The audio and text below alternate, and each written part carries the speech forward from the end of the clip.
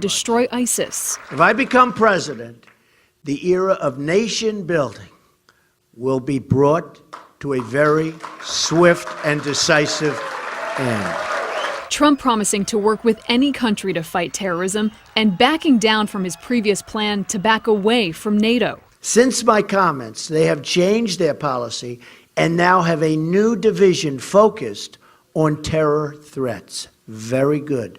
Very, very good. The second prong, taking immigration screening to the extreme. In the Cold War, we had an ideological screening test. The time is overdue to develop a new screening test for the threats we face today.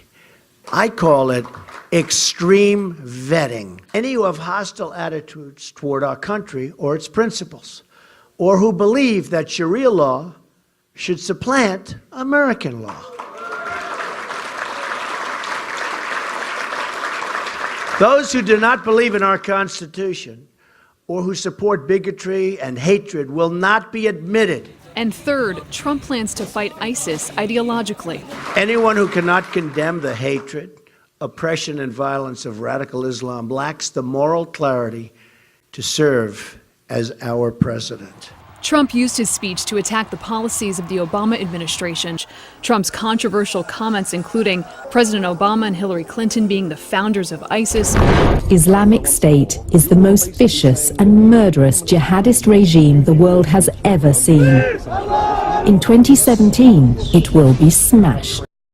Just to clarify once more, you are basically saying that even in government at the time, you knew those groups were around, you saw this analysis, Sure. and you were arguing against it, but who wasn't listening? I think the administration. So the administration turned a blind eye to your analysis. I don't know if they turned a blind eye. I think it was a decision. I think it was a willful decision. A willful decision to go support an insurgency that had Salafists, Al-Qaeda, and a Muslim willful Brotherhood. decision to do what they're doing, which you have to really ask the president, what is it that he actually is doing? The aspect of our strategy was moving too slowly, but the fall of Ramadi has galvanized the Iraqi government. So with the additional steps I ordered last month, we're speeding up training of ISIL forces, including volunteers from Sunni tribes in Anbar province.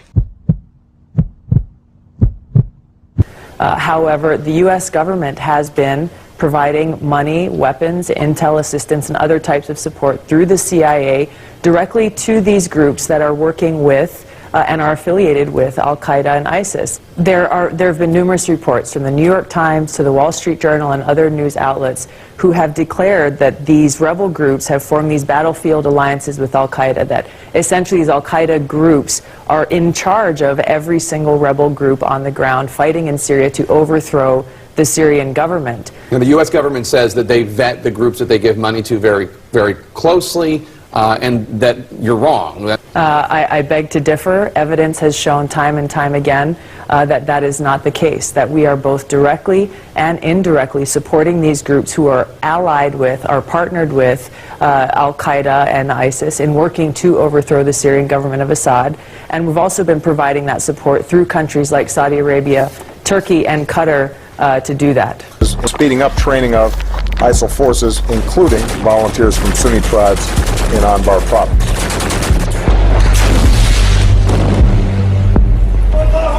Can you tell us what the total number of trained fighters remains? It's a small number, and the ones that are in the fight is we're talking four or five. Subscribe now.